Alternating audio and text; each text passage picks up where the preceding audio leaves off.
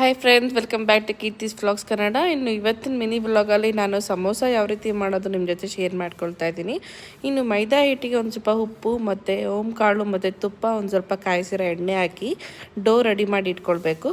ಇನ್ನು ಆಲೂಗಡ್ಡೆ ಬೇಯಿಸ್ಕೊಂಡು ಅದಕ್ಕೆ ನಾವು ಬಾಣಲಿಯಲ್ಲಿ ಒಂದು ಸ್ವಲ್ಪ ಜೀರಿಗೆ, ಮೆಣಸಿನ್ಕಾಯಿ ಮತ್ತು ಬಟಾಣಿ ಹಾಕಿ ಫ್ರೈ ಮಾಡಿಕೊಂಡು ಈ ಆಲೂಗಡ್ಡೆಗೆ ಸ್ವಲ್ಪ ಮಸಾಲ ಎಲ್ಲ ಹಾಕಿ ಚೆನ್ನಾಗಿ ಕಲಿಸ್ಕೊಂಡು ಮತ್ತು ಈ ಬಟಾಣಿ ಮಿಶ್ರಣ ಕೂಡ ಹಾಕಿ ಚೆನ್ನಾಗಿ ಕಲಸಿ ರೆಡಿ ಮಾಡಿ ಇಟ್ಕೊಳ್ಬೇಕು.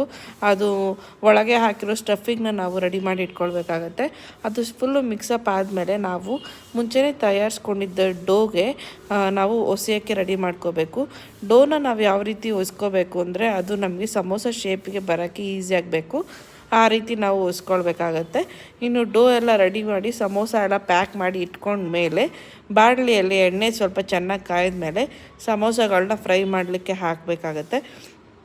ಸಮೋಸ ಸ್ವಲ್ಪ ಫಸ್ಟು ಲೋ ಫ್ಲೇಮಲ್ಲಿ ಇಟ್ಟು ಆಮೇಲೆ ಸ್ವಲ್ಪ ಹೈ ಫ್ಲೇಮಲ್ಲಿ ಇಟ್ಟು ಸ್ವಲ್ಪ ಲೋ ಫ್ಲೇಮಲ್ಲಿ ಬೇಯಿಸಿದ್ರೆ ಔಟ್ಸೈಡ್ ಫುಲ್ಲು ಕ್ರಿಸ್ಪಿಯಾಗಿ ಇನ್ಸೈಡ್ ಫುಲ್ ಸಾಫ್ಟಾಗಿ ಚೆನ್ನಾಗಿ ಬರುತ್ತೆ. ಟೇಸ್ಟ್ ವೈಸ್ ತುಂಬಾ ಚೆನ್ನಾಗಿರುತ್ತೆ ಅಂತ ಹೇಳ್ಬೋದು. ಇದು ಇವತ್ತಿನ main vlog. Thank you so much for watching. See you all in the next video. Bye, take care.